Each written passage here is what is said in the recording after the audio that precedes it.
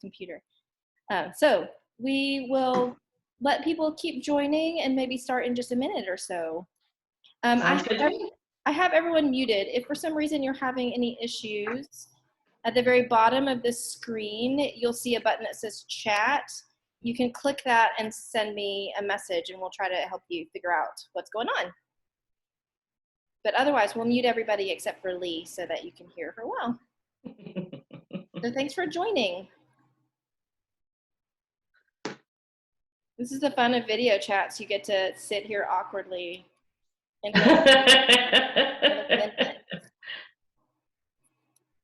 I'm glad that you all came. I hope everyone's keeping busy and doing well. And social distancing. Right. We're also working on more of a story time format. We're probably going to release videos every morning. We have some local business owners who are going to read stories, as well as some actors who we've coordinated with Amphibian Stage Productions to help give them a little relief payment-wise while they are out of work, as well as read some fun books. So be watching Leave's page for that, because we're going to announce that pretty soon. Great. Wonderful. How exciting. A little group here. Appreciate you guys. Well, I show it's 2 o'clock, so I figure that we can just start our reading. And people still keep logging on, that's great. Thank you guys for coming. We'll do this every weekday at 2 o'clock. And Lee will read for 20 or 30 minutes, however many chapters that gets us, and we'll just keep plowing through the cricket in Times Square, and then we'll see where we are. And if you guys want to continue, then we'll find another book. I've signed Lee up now indefinitely. She doesn't. I'll just block out 2 o'clock. All right, Miss Lee, if you want to take over, I'm going to turn myself off. Sounds good. Thank you, Tina. Absolutely. All right. Today and for the foreseeable future, we are going to be reading from A Cricket in Times Square. This was one of my favorites when I was growing up, and it's a great read aloud story. So we'll get started. Chapter 1, Tucker. A mouse was looking at Mario. The mouse's name was Tucker, and he was sitting in the opening of an abandoned drain pipe in the subway station at Times Square. The drain pipe was his home. Back a few feet in the wall, it opened out into a pocket that Tucker had filled with the bits of paper and shreds of cloth he had collected. And when he wasn't collecting, or scrounging as he called it, or sleeping, he liked to sit at the opening of the drain pipe and watch the world go by, at least as much of the world as hurried through the Times Square subway station.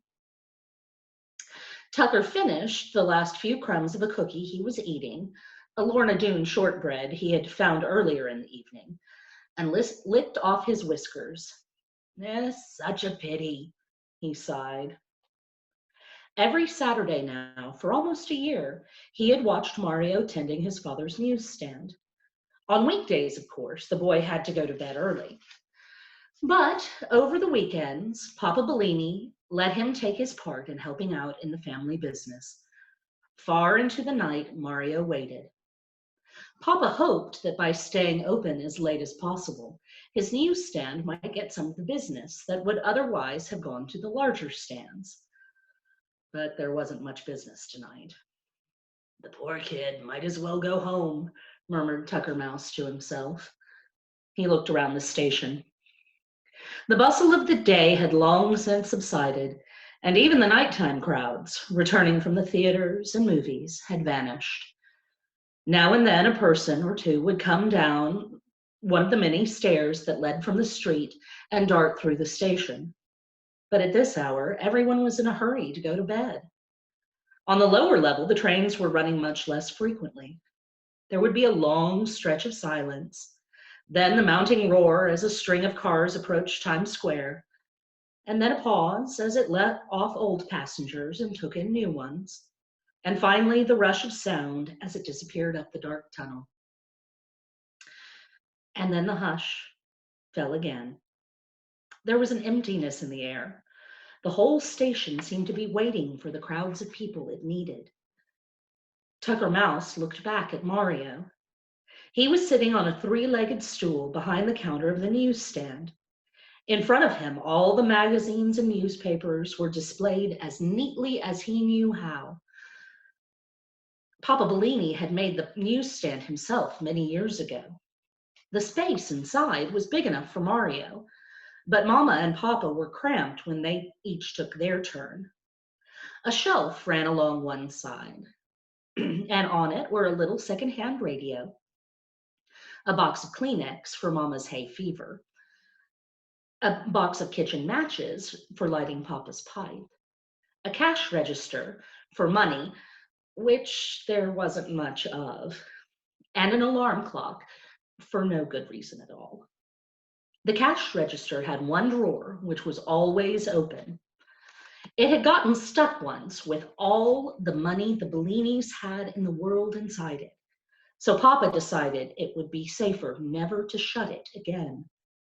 When the stand was closed for the night, the money that was left there to start off the new day was perfectly safe because Papa had made a big wood cover with a lock that fitted over the whole thing. Mario had been listening to the radio. He switched it off. Way down the tracks, he could see the lights of the shuttle train coming toward him. On the level of the station where the newsstand was, the only tracks were the ones on which the shuttle ran. That was a short train that went back and forth from Times Square to Grand Central, taking people from the subways on the east side of New York over to the lines on the west. Mario knew most of the conductors on the shuttles. They all liked him and came over to talk between trips. The train screeched to a stop beside the newsstand, blowing a gust of hot air in front of it. Only 9 or 10 people got out. Tucker watched anxiously to see if any of them stopped to buy a paper. "All late papers," Mario shouted as they hurried by. "Magazines!" No one stopped. Hardly anyone even looked at him. Mario sank back on his stool. All evening long, he had only sold 15 papers and 4 magazines. In the drainpipe, Tucker Mouse, who had been keeping count too, sighed and scratched his ear. Mario's friend Paul, a conductor on the shuttle, came over to the stand. "Any luck?" he asked. "No," said Mario.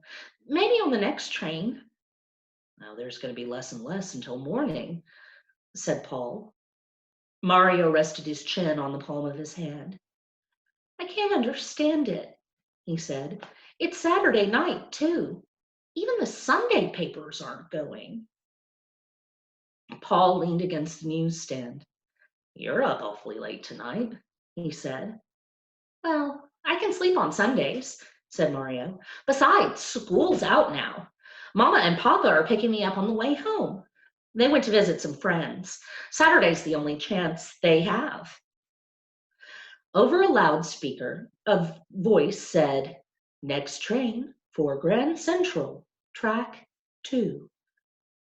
"Night, Mario," Paul said. He started off toward the shuttle. Then he stopped, reached into his pocket, and flipped a $50 over the counter. Mario caught the big coin. "I'll take a Sunday Times," Paul said, and picked up the newspaper. "Hey, wait!" Mario called after him. "It's only 25 cents. You've got a quarter coming." But Paul was already in the car. The door slid closed. He smiled and waved through the window. With a lurch, the train moved off, its lights shimmering away through the darkness. Tucker Mouse smiled too. He liked Paul. In fact, he liked anyone who was nice to Mario. But it was late now. Time to crawl back in his comfortable niche in the wall and go to sleep. Even a mouse who lives in the subway station in Times Square has to sleep sometimes. And Tucker had a big day planned for tomorrow, collecting things for his home and snapping up bits of food that fell from the lunch counters all over the station. He was just about to turn into the drainpipe when he heard a very strange sound. Now, Tucker Mouse had heard almost all the sounds that can be heard in New York City. He had heard the rumble of subway trains and the shriek their iron wheels make when they go around a corner. From above, through the iron grills that open onto the streets, he had heard the thrumming of the rubber tires of automobiles and the hooting of their horns and the howling of their brakes. And he heard the babble of voices when the station was full of human beings, and the barking of dogs that some of them had on leashes. Birds, the pigeons of New York, and cats, and even the high purring of airplanes above the city Tucker had heard. But in all his days, and on all his journeys through the greatest city in the world, Tucker had never heard a sound quite like this one. Chapter 2, Mario. Mario heard the sound too. He stood up and listened intently. The noise of the shuttle rattled off into silence. From the streets above came the quiet murmur of lake traffic. There was still a noise of rustling nothingness in the station.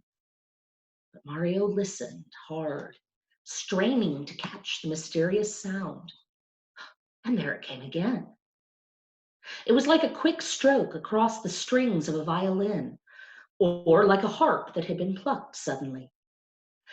If a leaf in a green forest far away from New York City had fallen at midnight through the darkness into a thicket, it might have sounded something like that. Mario thought he knew what it was. The summer before, he had gone to visit a friend who lived on Long Island. One afternoon, as the low sun reached long yellow fingers through the tall grass, he had stopped beside a meadow to listen to just such a noise. But there had been many of them then, a chorus. Now there was only one. Faintly, it came through the subway station. Mario slipped out of the newsstand and stood waiting. The next time he heard the sound, he went toward it. It seemed to come from one corner, next to the stairs that led up to 42nd Street. Softly, Mario went toward the spot. For several minutes, there was only the whispering silence. Whatever it was that was making the sound had heard him coming and was quiet. Silently, Mario waited. Then he heard it again, rising from a pile of paper and soot that had blown against the concrete wall. He went down and very gently began to lift off the papers. One by one, he inspected them and laid them to one side. Down near the bottom, the papers became dirtier and dirtier. Mario reached the floor. He began to feel with his fingers through the dust and soot, and wedged in a crack under all the refuse, he found what he was looking for. It was a little insect, about an inch long and covered with dirt. It had 6 legs, 2 long antennae on its head, and what seemed to be a pair of wings folded onto its back.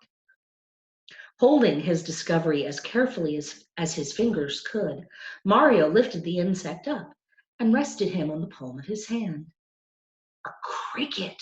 he exclaimed. Keeping his cupped hand very steady, Mario walked back to the newsstand. The cricket didn't move, and he didn't make that little musical noise anymore.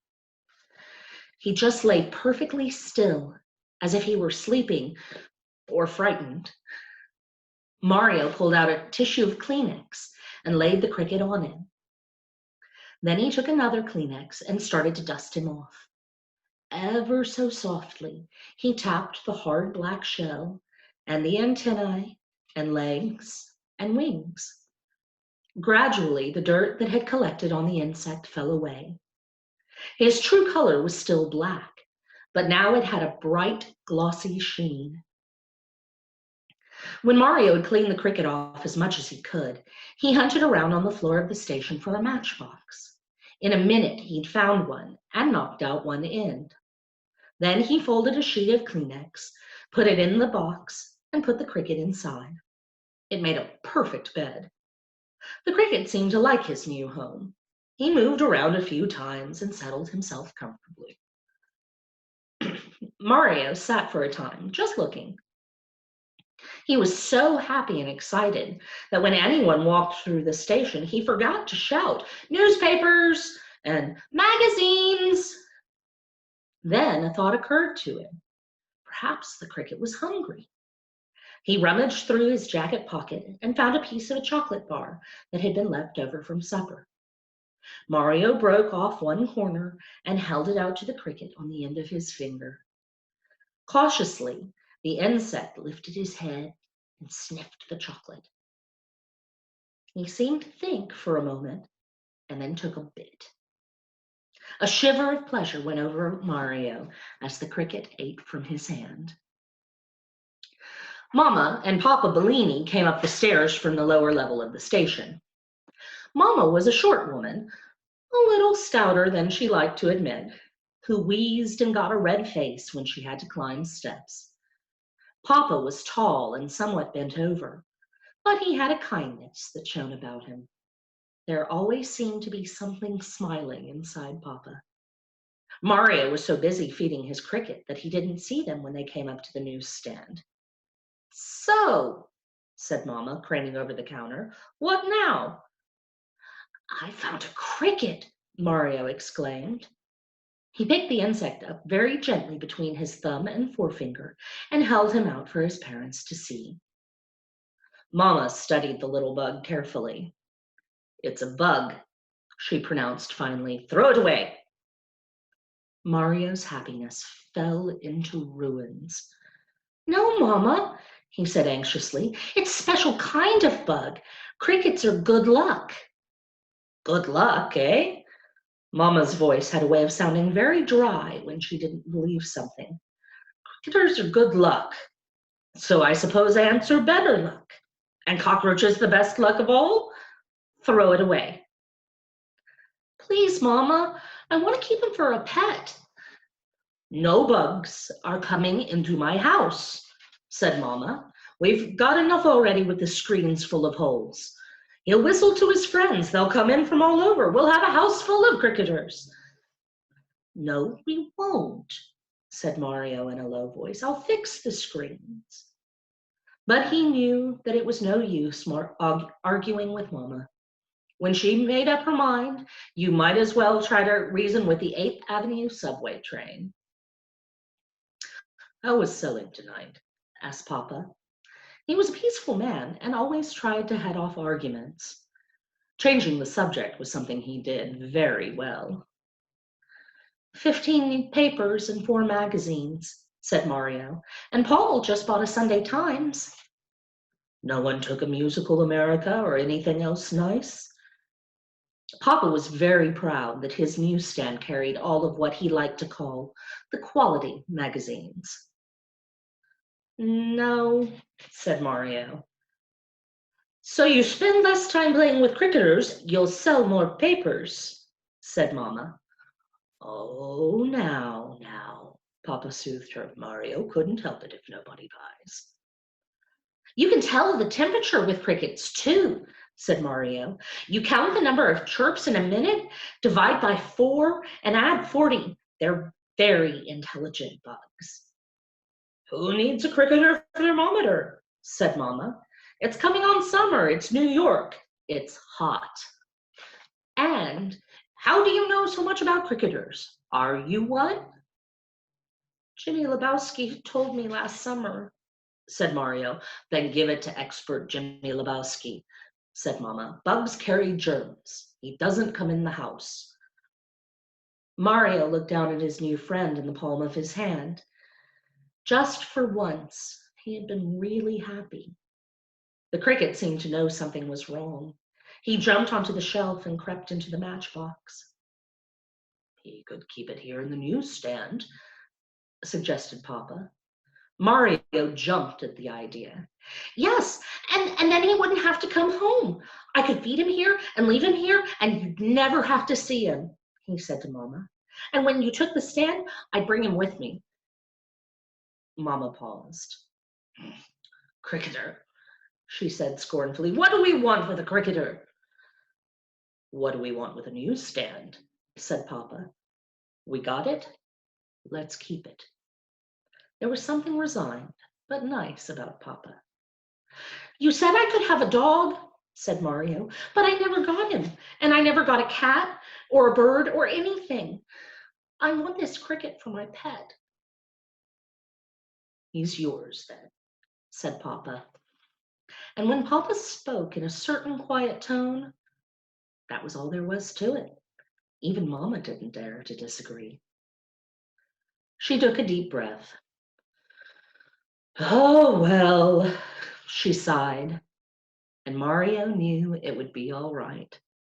Mama saying, oh, well, was her way of giving in. But only on a trial he stays. At the first sign of his cricketer friends, he goes, or if we come down with peculiar diseases, out he goes too. Yes, Mama, anything you say, said Mario. Come on, Mario, said Papa. Help me close up. Mario held the matchbox up to his eye. He was sure the cricket looked much happier now that he could stay. Good night, he said. I'll be back in the morning. Talking to it yet, said Mama. I've got a cricketer for a son. Papa took one side of the cover to the newsstand, Mario the other, and together they fitted it on. Papa locked it down. As they were going downstairs to the trains, Mario looked back over his shoulder. He could almost feel the cricket, snugged away in his matchbox bed in the darkness. Chapter 3, Chester. Tucker Mouse had been watching the Bellinis and listening to what they said. Next to scrounging, eavesdropping on human beings was what he enjoyed most. That was one of the reasons he lived in the Times Square subway station. As soon as the family disappeared, he darted out across the floor and scooted up to the newsstand. At one side, the boards had separated, and there was a wide space he could jump through. He had been in a few times before, just exploring. For a moment, he stood under the three-legged stool, letting his eyes get used to the darkness. Then he jumped up on it. Psst, he whispered. Hey, you up there. Are you awake? There was no answer. Psst, psst, hey, Tucker whispered again, louder this time. From the shelf above came a scuffling, like little feet feeling their way to the edge. Who is that going? Psst, said a voice. It's me, said Tucker, down here on the stool. A black head with two shiny black eyes peered down at him. Who are you? A mouse, said Tucker. Who are you? I'm Chester Cricket, said the cricket. He had a high musical voice. Everything he said seemed to be spoken to an unheard melody. My name's Tucker, said Tucker Mouse. Can I come up? Well, I guess so, said Chester Cricket. This isn't my house, anyway. Tucker jumped up beside the cricket and looked him all over. A cricket, he said admiringly. So you're a cricket. I've never seen one before. I've seen mice before, the cricket said. I knew quite a few back in Connecticut. Is that where you're from? Said Tucker. Yes, said Chester. I guess I'll never see it again, he added wistfully. So how'd you get to New York? Asked Tucker Mouse. Oh, it's a long story, sighed the cricket. Tell me, said Tucker, back on his haunches. He loved to hear stories. It was almost as much fun as eavesdropping, if the story was true. Well, it must have been 3 days ago, Chester Cricket began. I was sitting on top of my stump, just enjoying the weather and thinking how nice it was that summer had started. I live inside an old tree stump next to a willow tree, and I often go up on the roof to look around. And I'd been practicing jumping that day, too. On the other side of the stump from the willow tree, there's a brook that runs past, and I'd been jumping back and forth across it to get my legs in condition for summer. I do a lot of jumping. Me too, said Tucker Mouse, especially around rush hour. And I had just finished jumping when I smelled something, Chester went on. Liverwurst, which I love. You like liverwurst? Tucker broke in. Wait, just wait. In one leap, he sprang all the way from the shelf to the ground and dashed over to his drain pipe. Chester shook his head as he watched him go. He thought Tucker was a very excitable person, even for a mouse. Inside the drain pipe, Tucker's nest was a jumble of paper, scraps of cloth, buttons, lost jewelry, small change, and anything else that can be picked up in a subway station. Tucker tossed things left and right in a wild search. Neatness was not something he aimed for in life. At last he discovered what he was looking for, a big piece of liverwurst he had found earlier that evening. It was meant to be for breakfast tomorrow, but he decided that his first cricket was a special occasion. Holding the liverwurst between his teeth, he whisked it back to the newsstand. Look, he said proudly, liverwurst. You continue the story, we'll enjoy a snack too. That's very nice of you, said Chester. I had a little chocolate before, but besides that, nothing for 3 days. Eat, said Tucker. He bit the liverwurst into 2 pieces and gave Chester the bigger one. So you smelled liverwurst, then what happened? I hopped down from the stump and went toward the smell, said Chester. Very logical, said Tucker Mouse, munching with his cheeks full. Exactly what I would have done. It was coming from a picnic basket, said Chester. A couple of tuffets away from my stump, the meadow begins, and there was a whole bunch of people having a picnic. They had hard-boiled eggs and cold roast chicken and roast beef and a whole lot of other things beside the liverwurst sandwiches I smelled. Tucker moaned with pleasure at the thought of all that food. They were having such a good time laughing and singing songs that they didn't notice me when I jumped into the picnic basket. I was sure they wouldn't mind if I had just a taste. Naturally not, said Tucker. Why mind? Plenty for all. Who could blame you? Now I have to admit, Chester said, I had more than a taste. As a matter of fact, I ate so much that I couldn't keep my eyes open, what with being tired from the jumping and everything. And I fell asleep right there in the picnic basket. The first thing I knew, somebody had put a bag on top of me that had the last of the roast beef sandwiches in it. I couldn't move. Imagine, Tucker exclaimed. Imagine trapped under roast beef sandwiches. Well, there are worse fates. At first, I wasn't too frightened, said Chester. After all, I thought they had probably come from New Canaan or some other nearby town. They'd have to unpack the basket sooner or later. Little did I know. I could feel the basket being carried into a car and riding somewhere, and then being lifted down. That must have been the railroad station. And then I went up again, and there was rattling and roaring the way a train makes. By this time, I was pretty scared. I knew every minute was taking me farther away from my stump, and I was getting awfully cramped under those roast beef sandwiches. Didn't you try to eat your way out? Asked Tucker. I didn't have any room, said Chester, but every now and then the train would give a lurch, and I managed to free myself a little. We traveled on, and then the train stopped. I didn't have any idea where we were, but as soon as the basket was carried off, I could tell from the noise it must be New York City. You were never here before? Tucker asked. Goodness, no, said Chester, but I've heard about it.